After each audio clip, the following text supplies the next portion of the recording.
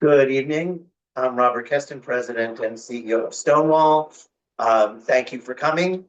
This is the series that we do where we interview authors and other artists and politicians and anybody who's really of interest to the community, because we're all about preserving history and culture and keeping it alive as best we can. Because when you know your history, nobody can ever erase you. They can take all the painting off the streets that they want. They can remove all the flags from schools that they want. But what they can't do is erase your brain, at least not yet. Soon. So the more we know, the more we share, the safer we are. And for those who say we're going backwards, and lots of people say that now, the reality is that in 1969, or 1950, where they're trying to push people back into closets, there were no out gay members of Congress. There were no out Fortune 500 CEOs. There were no out performers. There were no out people on the streets, or very few. And now there are millions. And there are many millions if you go all around the world. So the point is that we are not anywhere near going back. We just, as a marginalized community, as minority communities, have to be aware that we will always have to fight. There will always be someone who tries to take things away. And what we look forward to is being able to go to sleep and wake up and fight another day. And right now, that's exactly what we have. Would we like it to be a more comfortable fight? Probably. But even in the best of times, there were still struggles. Even in the best of times, there were people pushing back. Nothing that's going on now is new. And so that brings us to talking with Alan Young. Not new, but left, gay, and green. And this is a very big book, almost around 500 pages, of his life story. And his life story is not only fascinating, but because he's a journalist, he writes in a way that it's very easy reading. He also includes tons of information. So there are moments in the book where you almost feel like you're there. And that's sort of like what we try to do here at Stonewall, is make you feel that history comes alive. And Alan does that in his book.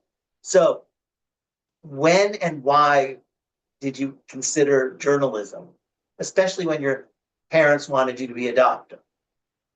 Yes, I come from a Jewish family, which is kind of the same thing as saying that I'm Jewish, but I'm not religious, but I'm definitely Jewish. And it's very much part of Jewish American culture, I think, to think that your children, especially your male children, should become a doctor. And if not a doctor, at least a dentist. And if not a dentist, then at least a lawyer. I mean, those were, and I was definitely pushed by my parents to become a doctor. And I didn't have what in French you call a métier. I like that word, métier. The English translation is a calling. I didn't have a calling to be a doctor. So I never really wanted to be a doctor. And I had to resist my parents' push. To respond directly to your question, a social studies teacher, when I was in junior high school, wanted us to have some kind of a project. Each student should have a project. And I had just learned how to type because my mother had signed up for a adult education class to learn to type because she thought she needed to go get a job as a secretary, which ended up not being the case. My folks were farmers. Anyway, I learned how to type because it was junior high school. I had some extra time on my hands, and it worked for me. And so I said to the social studies teacher, well, I'll do a class journal. And, you know, what we were studying, any field trips, any special assemblies. So I did that and I typed it up and created a class journal. And that was my beginning into journalism.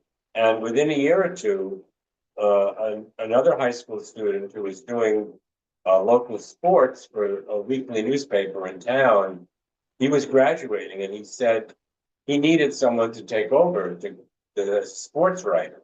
And I was not athletic myself, but I liked following high school sports and school spirit and all that sort of thing. So I said, well, I'd be interested in doing that. So I started writing school sports for this local weekly newspaper. And there were two things about it that I will emphasize. One is I had a byline, and that was fun seeing my name in print.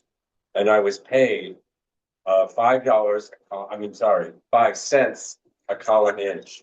And that was also good. When you get paid for work, you like that. So I had my name in print and I got a few dollars for every article I wrote. So that was my beginning in journalism. And when I got to college, I found out there was a daily newspaper at Columbia where I went to college. I immediately set my eyes on becoming the editor of the college paper, which I worked through. I was ambitious in that way. And ambition it's a mixed bag being ambitious.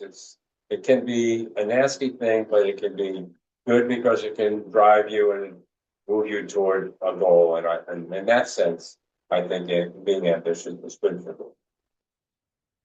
So you had a lot of aspiration and a lot of determination, Yes. and it took you to various places around the country and around the world. Because I had good verbal skills, I learned how to apply for and eventually receive scholarships and fellowships.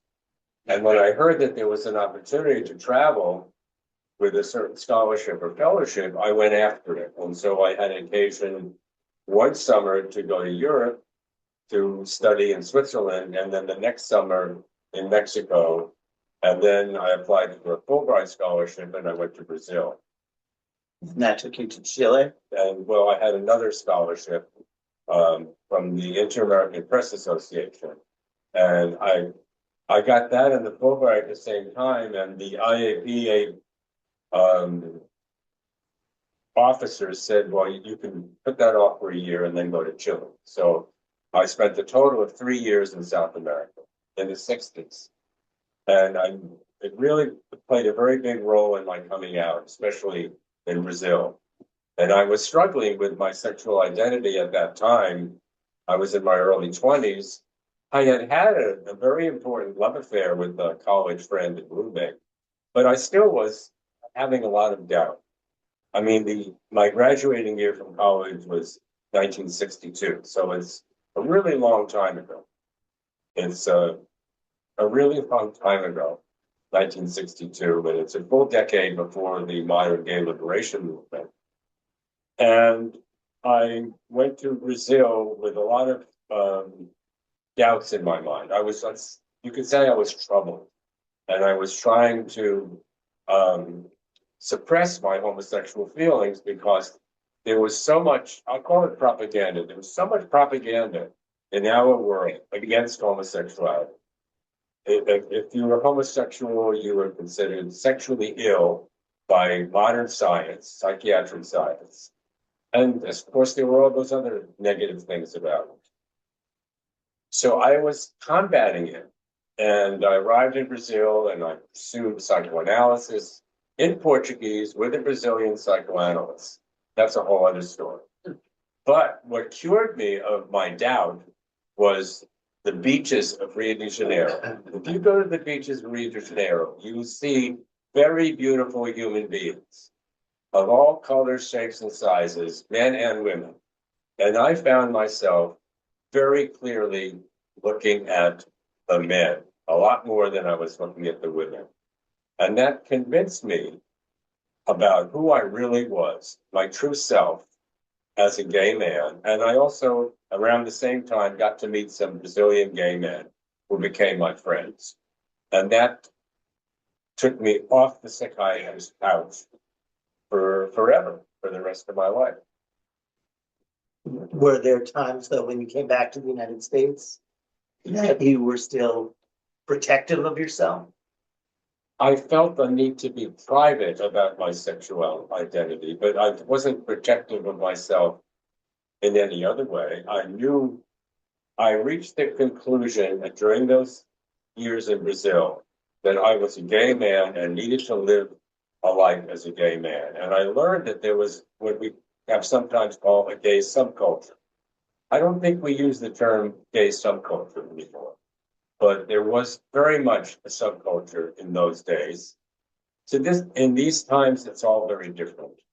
You know, you have internet websites and what's that dating website? Grinder. Grindr, thank you. I personally use it, Oh, but I know several. Nobody in this room will ever use it, but we've all. Oh, look, Brian's phone is going off. You've all heard of it, yeah, I mean, that's just, it's so different. But I definitely came back from my time in South America, came back to the United States, very much determined to live my life as a gay man, and I went to gay bars, and I found out about the places where you can go cruising. I lived in New York City, and I went to an anti-war demonstration one time, and there was a banner there, and it said Gay Liberation Front. And there were two men holding up that banner. And I remember their names, and I think they'll come to me right now. One of them was Ralph Hall, and the other was Dan Smith. And they were active in the New York Gay Liberation Front, which had just started in the wake of Stonewall. And I said, Gay Liberation Front, what's that? And then I knew someone who knew about it and who encouraged me to start going to meetings. And that also changed my life significantly, taking me to a gay liberation meeting where I met some wonderful gay men and lesbians who were starting what came to be known as the gay liberation or gay rights movement. One of them was a lesbian named Carla J.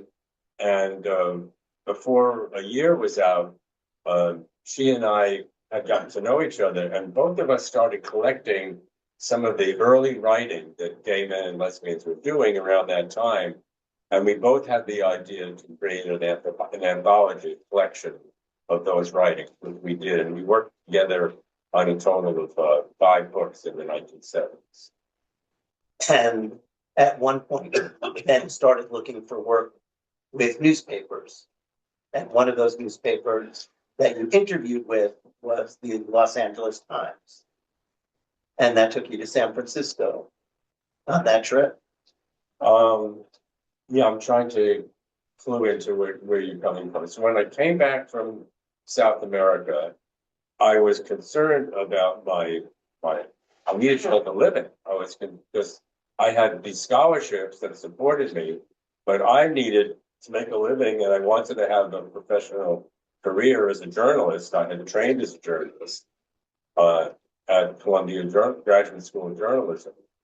And so I was applying to some major newspapers that had foreign correspondents because I wanted to be able to go back to South America and use my language abilities, which were Spanish and Portuguese. And I applied at the Los Angeles Times. And because I was out in California, my former college lover lived in the Berkeley area. He was going to graduate school. And so I happened to be in San Francisco for the famous Summer of Love in 1967. And among other things, nothing to do with being gay, I saw Big Brother and the Holding Company and Janis Joplin perform in Golden Gate Park. So I can brag a little bit about my experience in the music world. I'm not as musical as my partner Dave is, but I do know something about music, and that's a moment that I cherish, is Big Brother and the Holding Company with Janis Joplin, Golden Gate Park, and Summer of Love in San Francisco. Now, at least in another time you were in San Francisco, you met Allen Ginsberg. I met Allen Ginsberg not in San Francisco, but in New York. As I say that I was not a great follower of music, I knew a little. I could say the same thing about poetry.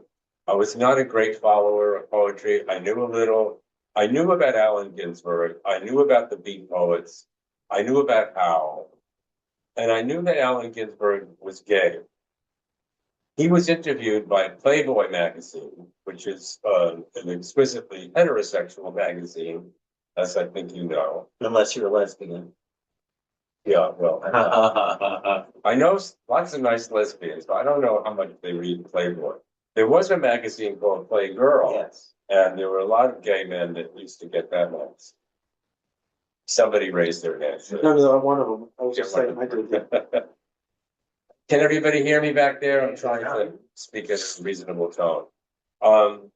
So in this interview with Allen Ginsberg in Playboy, there was almost nothing about his sexuality. I mean, it did maybe briefly mention him as gay, but there was no detail about it. And the gay liberation movement had already been going on for a couple of years. And I thought, it would be interesting to interview Allen Ginsberg. And he was, really a famous poet, probably one of the most famous living American poets at that time. And so I contacted him. It's again, I can go off on a tangent. I ended up living in a kind of a communal living setting in upstate New York, near Albany, and Allen Ginsberg had a farm up there, in a little town called Cherry Valley, New York. Excuse me. I have a little laryngitis. And so I contacted him and said, well, maybe I could interview you at your farm in Cherry Valley because I'm nearby. And he said, I'm really busy. Try me next year. So I had to put it off for a year. And then I was able to interview him. And I enjoyed it very much and recorded every word of it. And then sent it out to the Gay Sunshine newspaper in San Francisco, where it was edited. And then a man named, I think, Donald Allen, who had published an anthology of beat poets, he decided that he would publish it as a little book. So the Allen Ginsberg Gay Sunshine interview was in the Gay Sunshine newspaper, and then it came out as a small book. And you can buy that in the used book market. Allen Ginsberg Gay Sunshine. And Maybe there's a copy in this library. when we can look it up. Out of all the things that you did as journalists, what were some of the top stories that you got to write, people that you got to meet, and what do you think that the impact of that writing led to? Well, that's a big question. I did work briefly for the Washington Post as what we would call a cub reporter. And one of my college friends, who was a physicist and had started working for the Bureau of Standards in Washington, he was kind of an early day hippie bohemian type of guy. He had gotten married, and he and his wife became very interested in the Lamaze method of for women to give birth without strong doses of anesthesia. And I thought I had this job as a cub reporter for the Washington Post, and mostly I had to do routine things like cover the police department and do other things that the editor assigned me. But if I had an idea of my own, I could bring it to the editor and say, could I do this as an article? So I told them about my friends who were doing courses in the Lamaze method, and it was not very well known. And he said, sure, you could do that. So I interviewed these old friends and wrote that article. And it was significant because it was new. It's not new now. I think a lot of couples that are going to give birth do the Lamaze method. Not very earth-shaking. My interview with Allen Ginsberg was, I think, a good thing that I'm proud of. I was just telling you, Robert, that before we started the official interview here, that I also interviewed Elaine Noble. Yes. Elaine Noble was the first openly gay legislator. She was from Boston. And at that time, I was already living in Western Massachusetts, so I was aware of the whatever was going on politically in Boston. And I interviewed Elaine, And that was also published in the Gay Sunshine. And she was great. We were together, again, I can go off on tangents.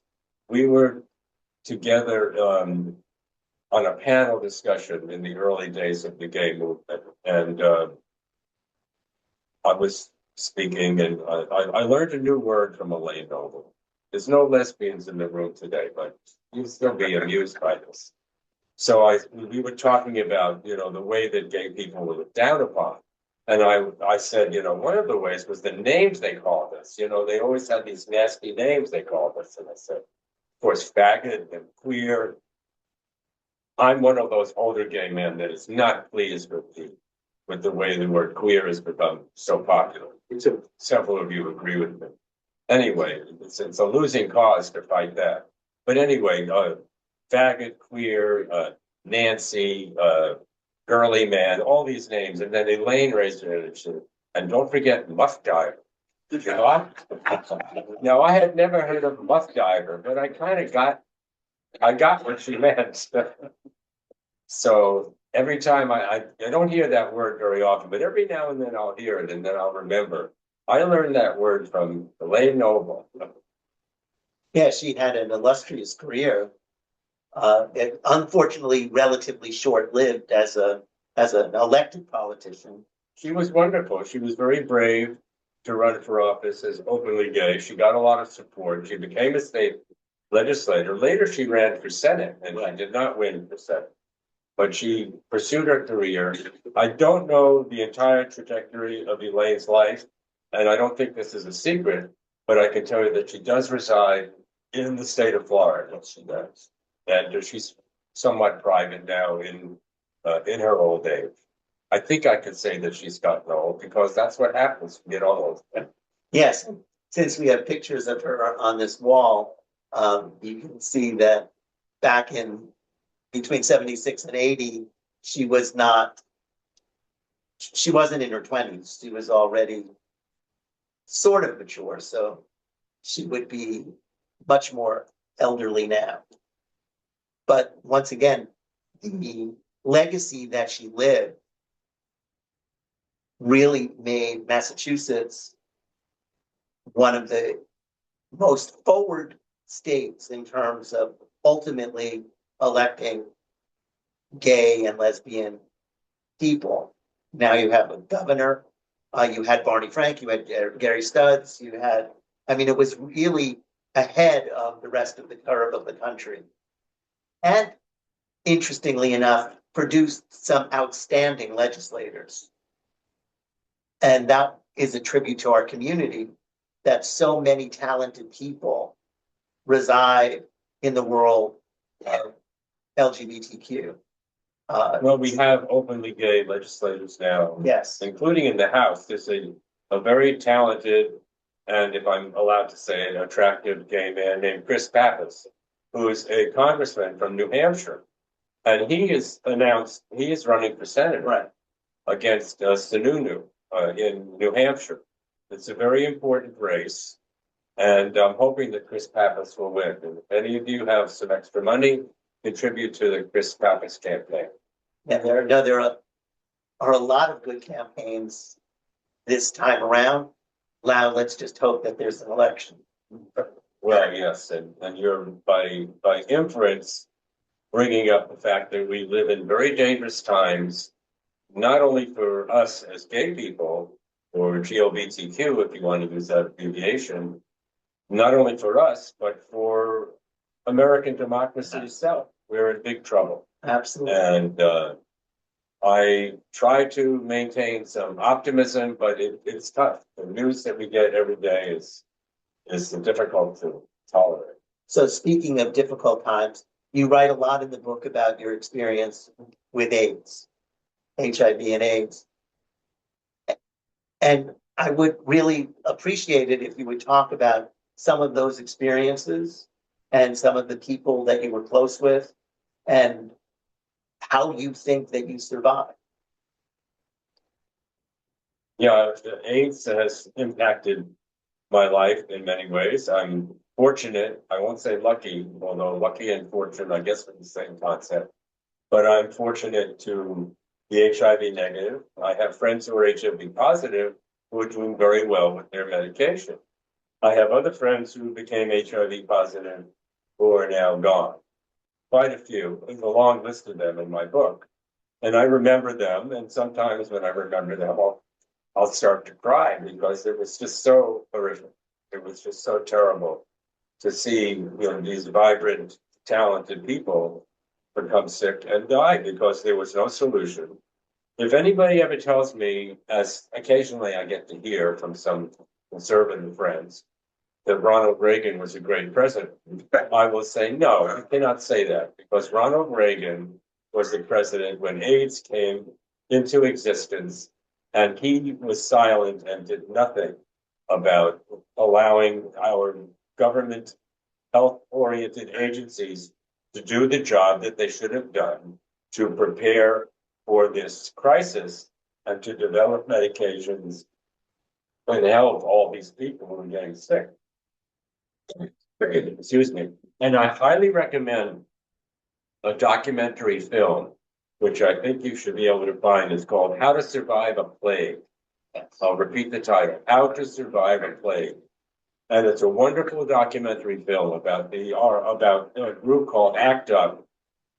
And some of the women, lesbians and non-lesbian women, who helped gay men during that time, put pressure on government agencies and on the drug companies to develop medications so that AIDS could be treated, as eventually happened. But if you look at the scenario on a calendar, the virus pretty much was introduced in around 1979 or 1980 is when the virus was introduced.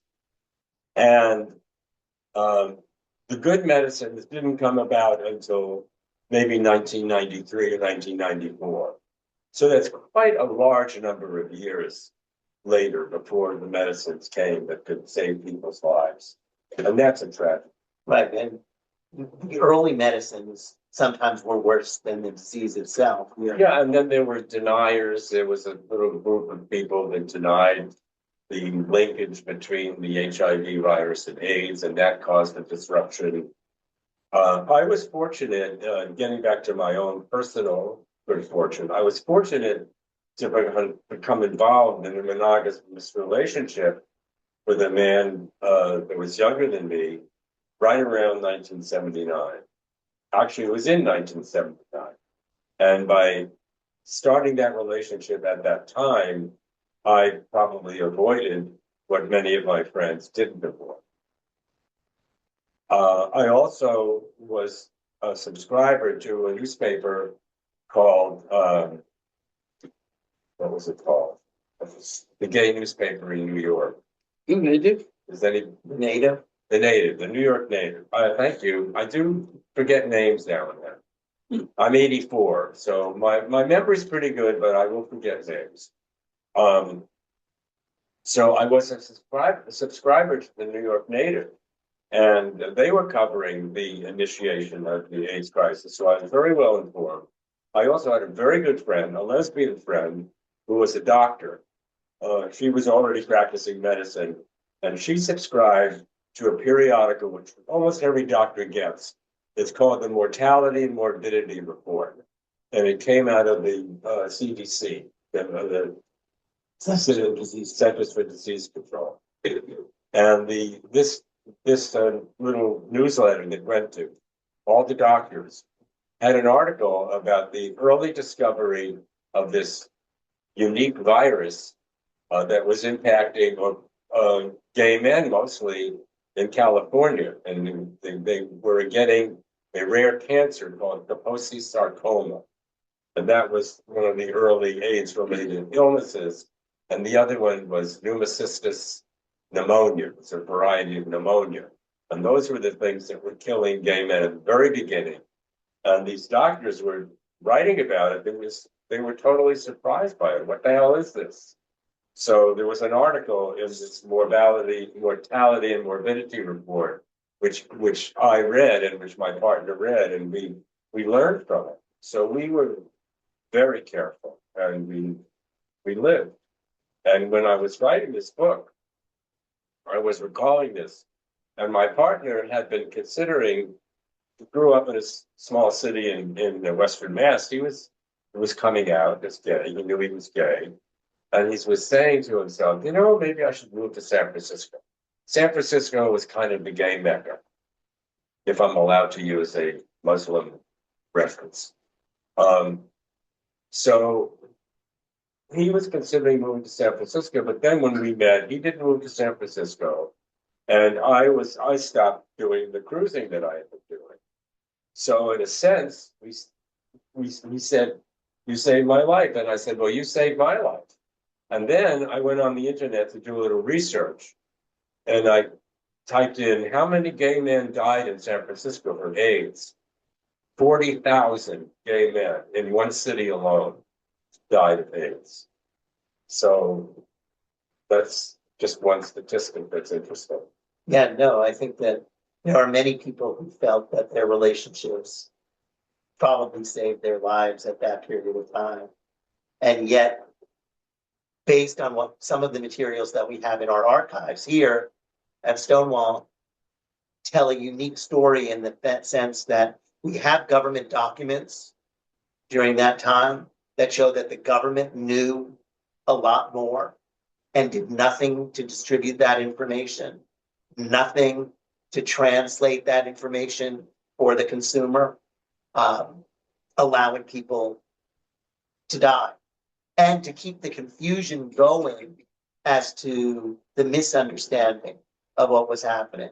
And so you would hear people on the street saying, no, it's this, no, it's that, when the government had data that showed that it was a virus, that this is how it was transmitted. And as you said, largely thanks to a number of women, and very often powerful straight women, that started to change.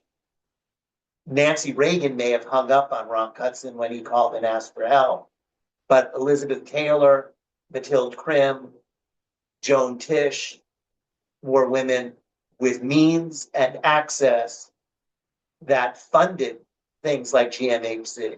And I'll throw in the name of female artists that many of us love, Bette Midler. She also was very outspoken and did a lot. And then I'll name one more person, a woman named Ann Northrup, who's I consider a personal friend.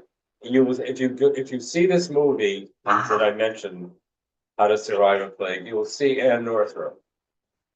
And she is the sister of a straight man who was a good friend of mine from Massachusetts. And Ann was a journalist for CBS. She was a lesbian.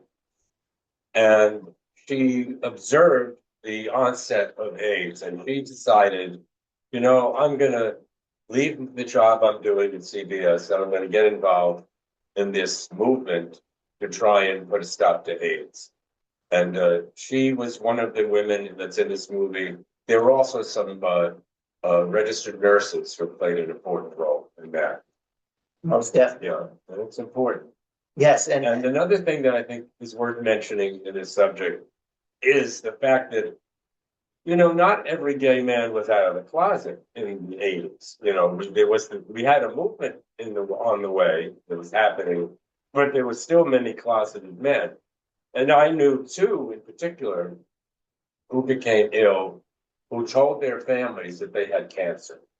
But I knew that they had AIDS. And then when I went to visit them in the hospital, they kind of whispered to me, well, you know, I do have AIDS, but don't tell my family. They think it's cancer. So that went on. If I knew two people like that, I'm sure there were many. Many. And then there were people who were bi, you know, Tony Perkins, whose wife ended up dying of AIDS as well. So there were all of these things that many of which didn't have to happen had the government done what governments are supposed to do. And those famous fights between Larry Kramer and, oh God, what's his name? Fauci. Yeah. Which ultimately got Fauci to wake up and sound an alarm. But so many people had already died that it was and will remain always a dark, dark period of time.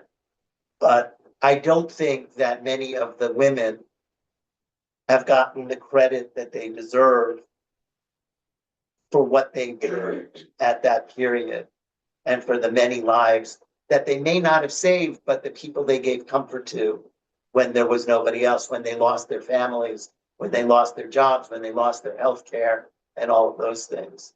And those women were there.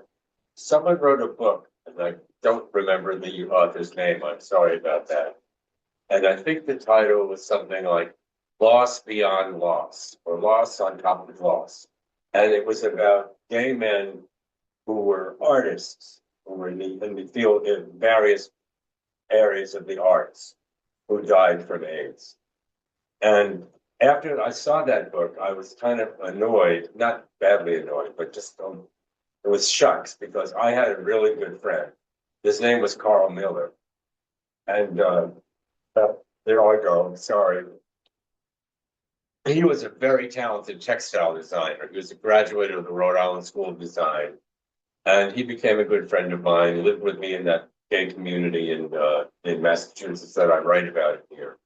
And Carl was probably one of the most successful textile designers in the country. And that's just one more example of someone in the field of the arts who died of AIDS.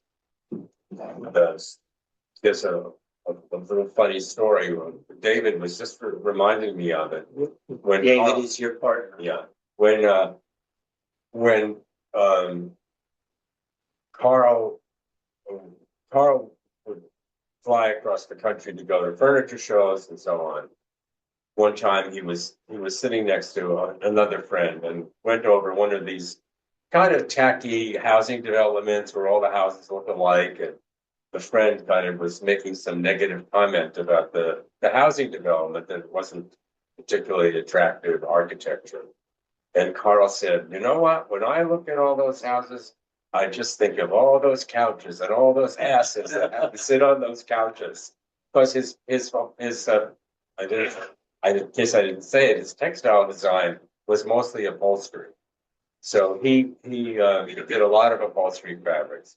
And one time there was an issue of, it was either Time or Newsweek magazine, and when Jimmy Carter was president, there was a picture of a piece of furniture in Jimmy Carter's White House, and there was a Carl Miller fabric on that sofa at the Jimmy Carter White House. So he was one of my friends who was a very accomplished artist. He wasn't in that book that I mentioned, but he could have been.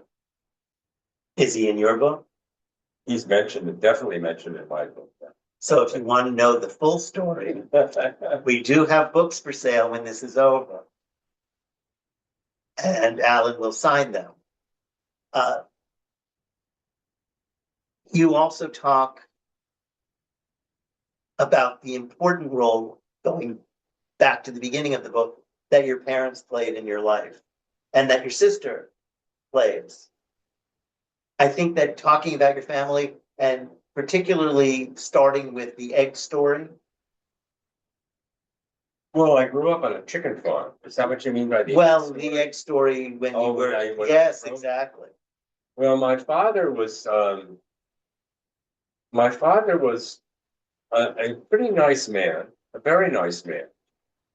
He wasn't a macho man. He certainly wasn't feminine. He was a hardworking farmer, and he was a strong man, in the good sense of the term, strong man. He could lift a 100-pound bag of chicken feed, which I never could, and he never bothered to teach me how to lift a 100-pound bag of chicken feed. But anyway, part of my childhood was working on the farm, including collecting eggs, going around and getting them from where the hens would lay them in their nests. And one of the things that would happen with eggs on a chicken farm is some of them had cracks in them. They were still good, but they had cracks in them, so you couldn't really sell them. You couldn't put them in a container and put them on the market. So what do you do with these cracked eggs? Well, you can bring them home and feed them to your family, but there's a lot of them. So we lived in the what's known as the Borscht Belt in the Catskills in New York. And there was a wonderful Jewish bakery called Mortman's, and they needed eggs to bake their bread, especially challah, which is a Jewish style bread that uses a lot of eggs. And so we used to sell them eggs. And so one of my jobs on the farm was to take these cracked eggs, break them open, and fill a 1-gallon jar with eggs to sell to the bakery.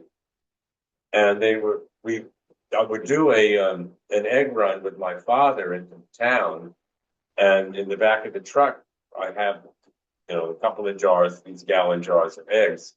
And one time, I dropped the jar and it spilled, and the eggs went going down the back of the truck and down the street where the truck was parked on a hill. And it's just an unforgettable image. And I worked that into my book, and I guess Robert remembered that. But I think what makes the incident interesting, aside from the fact that it's kind of funny, is that my father was very kind and he didn't get angry. I think a gallon of eggs was probably worth, I don't know, $20 or $25 at the time. It was worth a lot of money, and it went down the street. But he was kind and didn't yell at me. I may have been 12 years old or something like that at the time. But you expected to get them. Well, I felt bad about it, and I knew that I knew we needed the money. You didn't get rich on a chicken farm, but I didn't get punished for breaking a jar of eggs. I never did it again. But speaking of this, this is totally nothing to do with anything gay, but it's interesting. So when we had this retail egg route in the town, we would deliver eggs to different people directly, farm to the people, and they liked that, getting it directly from the farmer. And my parents had worked out a barter arrangement with a family doctor. And the barter arrangement was this doctor provided medical care for our family, and every week my father would deliver 3 dozen medium-sized eggs to this doctor. Now, this was a doctor with a wife and 1 daughter. I don't know what they did with 3 dozen eggs every week. They must have eaten a lot of eggs. And they were medium eggs, they weren't large. And that was a barter arrangement. And I think I tell this story in the book. I may have, if I didn't, I should have. One day we had a pet cat, and the cat had hurt its paw. And I was concerned about it. And I was maybe 11, 12 years old, something like that. And I called our family doctor and told him about my cat's paw's injury. The doctor didn't like that.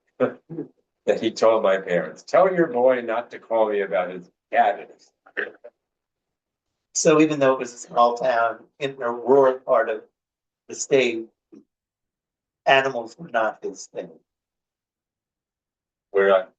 My thing? No, the doctor's thing. Oh, yeah. Well, I don't think there's a medical doctor.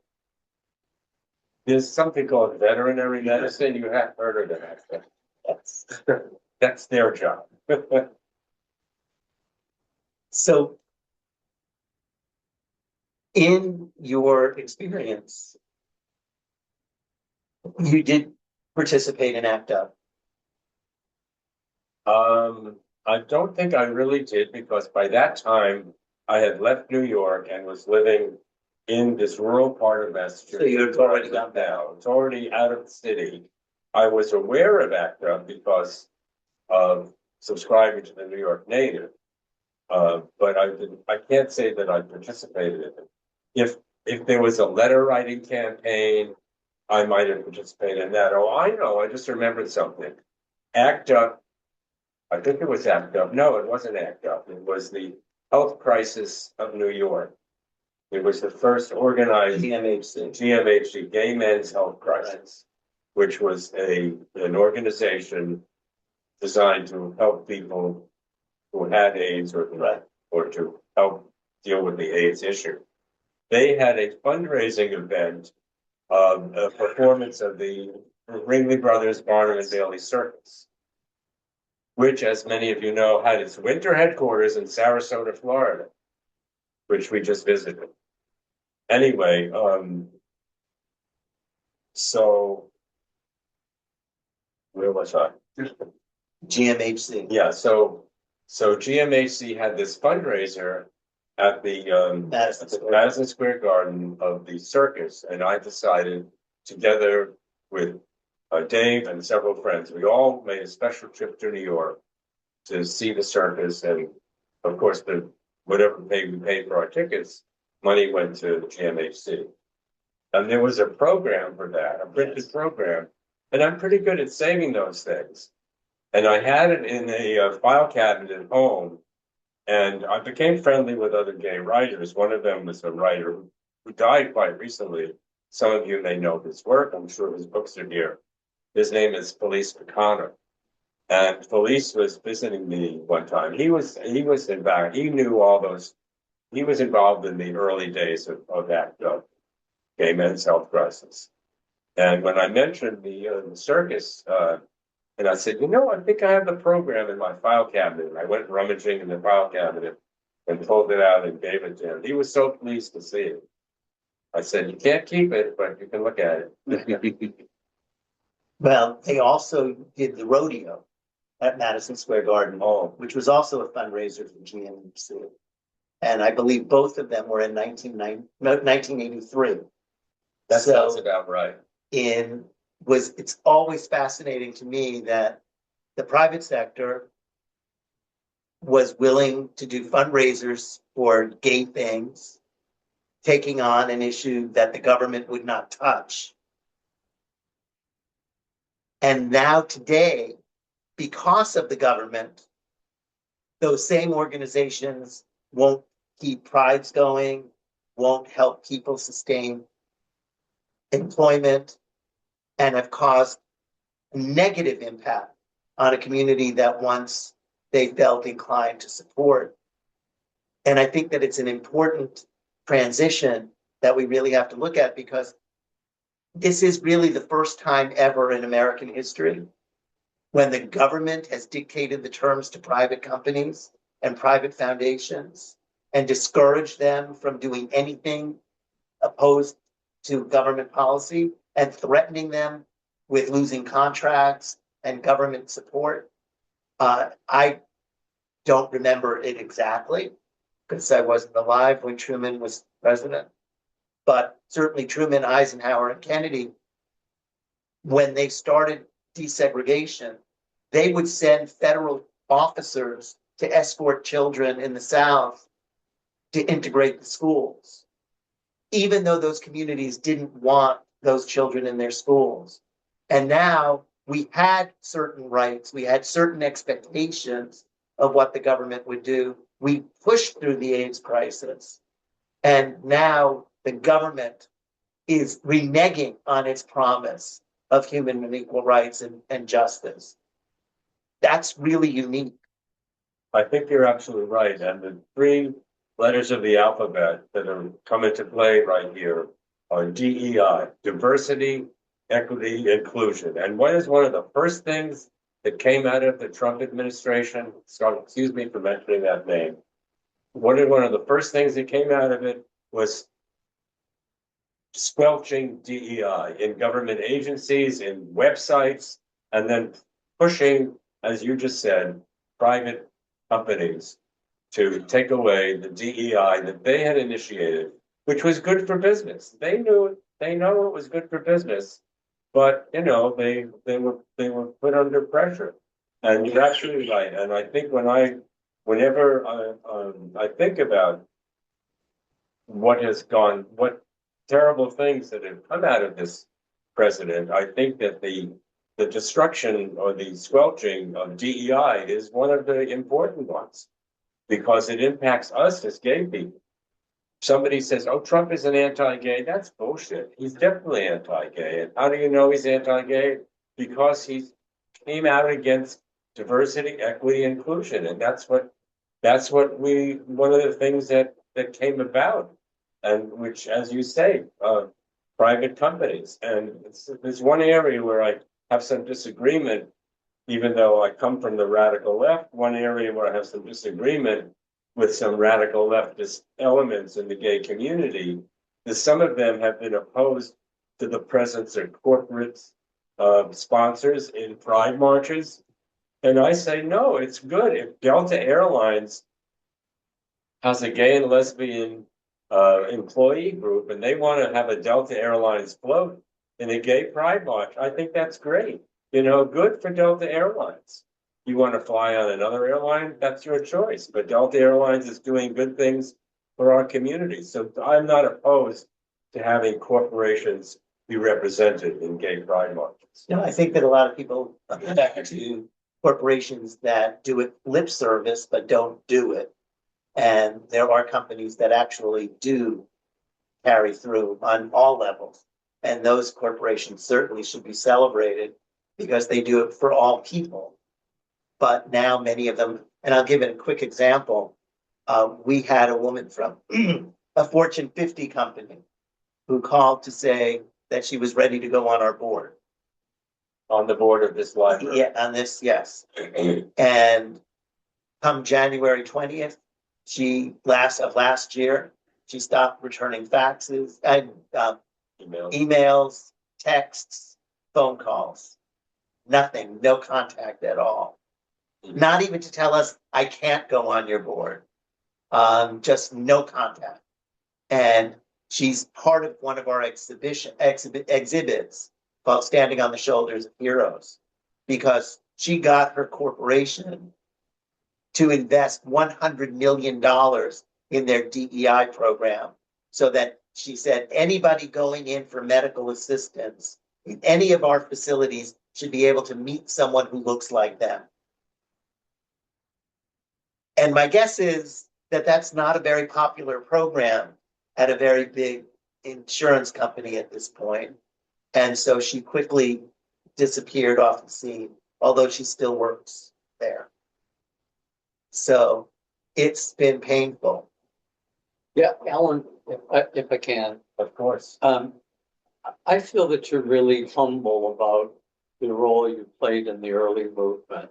You know, you say I wasn't involved in ACT UP as if it was something that there was something wrong with that, but you were writing about these issues 5 books before any of the people even thought of ACT UP.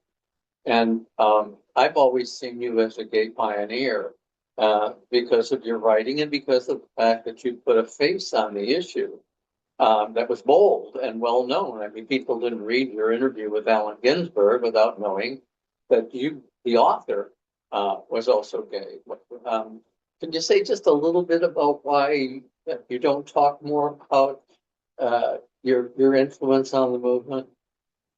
Well, I think my influence primarily, well, I would call myself a writer and activist both, but my main skill is as a writer. That's how I've been trained. And I did give a little bit of the background that I started going to Gay Liberation Front meetings because I thought, well, this is where I belong. And then I met other people there who had started the Gay Liberation Front. I mean, Gay Liberation Front was started in the wake of the Stonewall Rebellion, whatever you want to call it, the Stonewall riots at the Stonewall Bar in New York, and that occurred in late June of '69. The Gay Liberation Front was organized in the following few months. I went to my first meeting in January of 1970. So the organization had already started. It was already doing some things, like what I gave you the example of these 2 guys holding the banner at an anti-war gathering, because the Vietnam War was still in progress in 1969 and 1970. That war did not end until 1975. It went on for a really long time.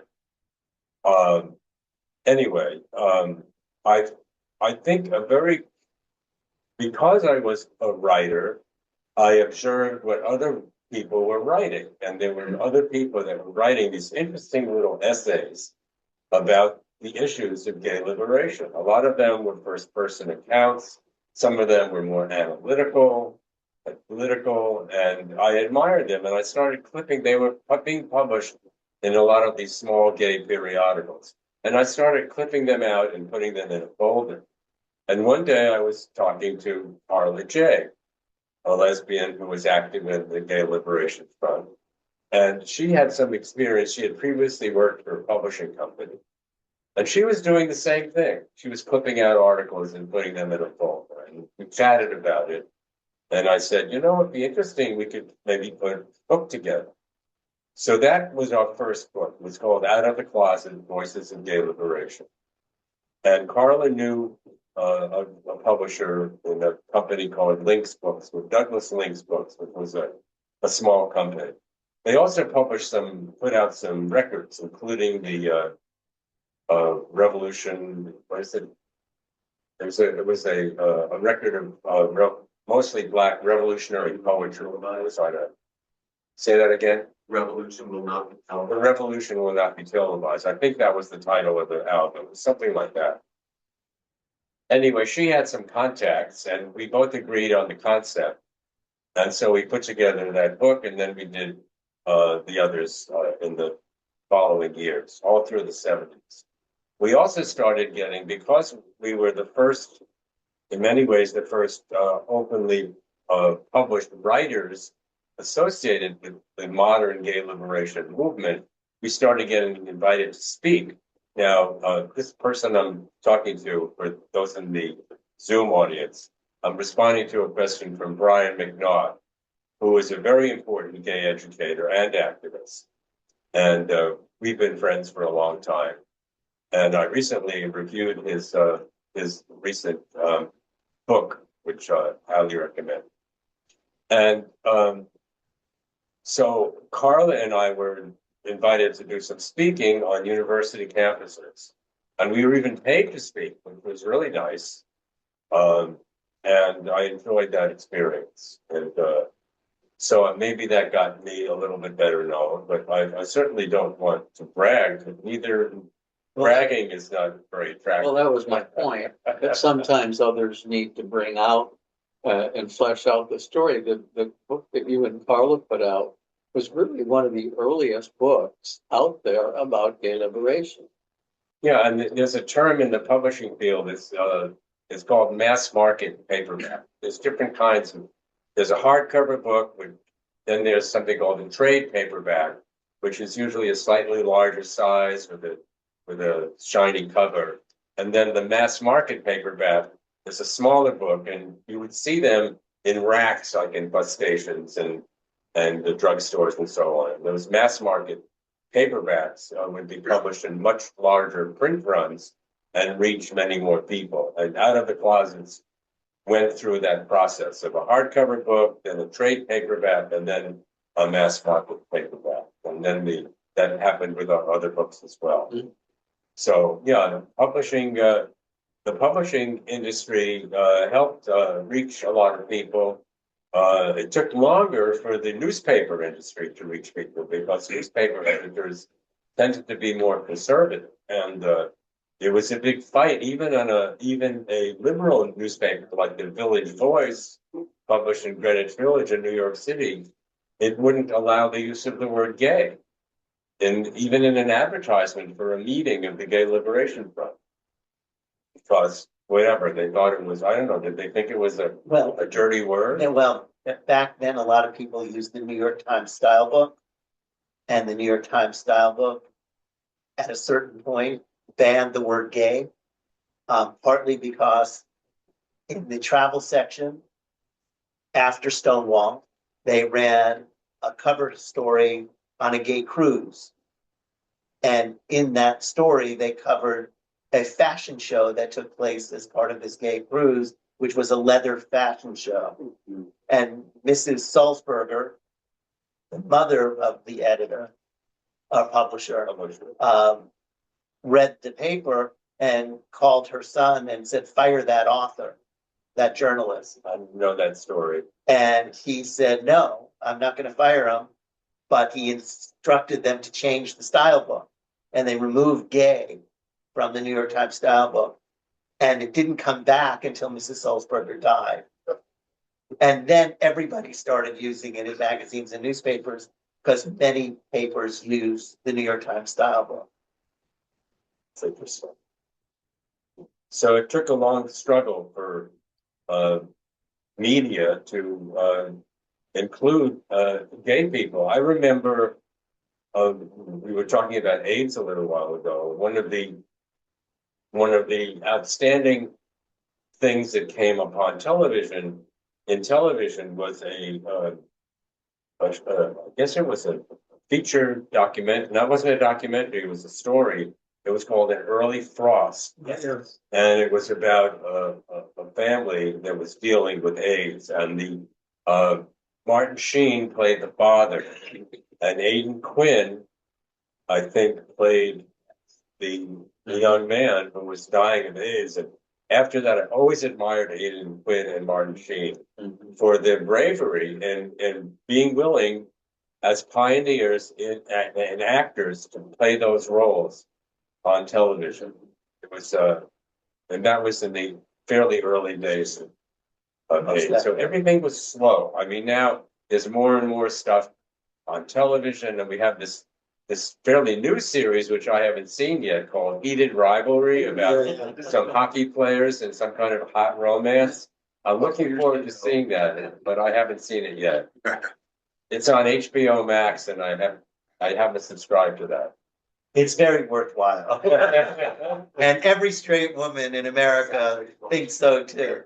So we're almost out of time. I wanted to see if there were any questions. Just wondering what the small city and rural area in Western Mass is you kept referring to.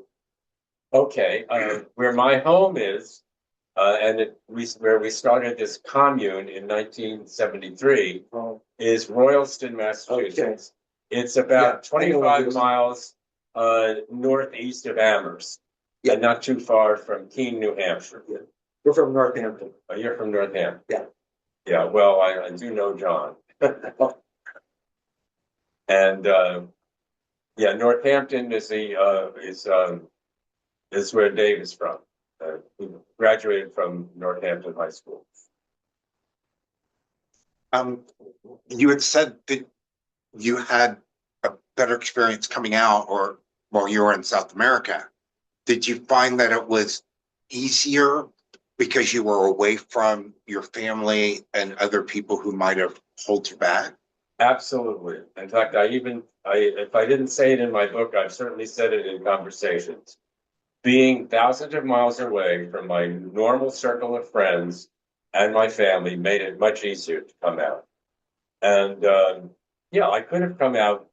I didn't need to go to Brazil to come out, but it was the experience of being away from those influences that made it possible, along with what I told you about going to the beach and the lesson that I learned about myself, looking at the men and the women in their very sparse bathing suits, that it influenced me, but definitely was a factor that I was far away. Anything else? Okay, so I'm Robert Keston. This is Stonewall National Museum, Archive, and Library, and thank you very much for joining us. And we look forward to seeing you here. Our exhibit, Sahara, is up, and it is definitely worthwhile. It is our Women's History Month exhibit, and I think that it's one that will inspire both men and women. So please come and visit us here in Fort Lauderdale, and thank you very much. Have a good night.